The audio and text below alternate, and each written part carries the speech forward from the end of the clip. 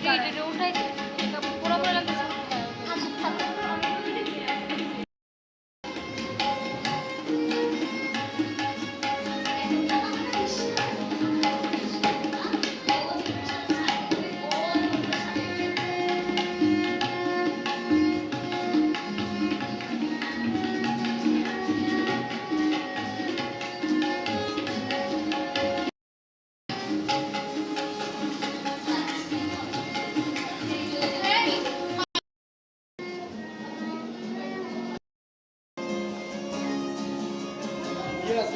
আরে ভিডিও করে রাখতে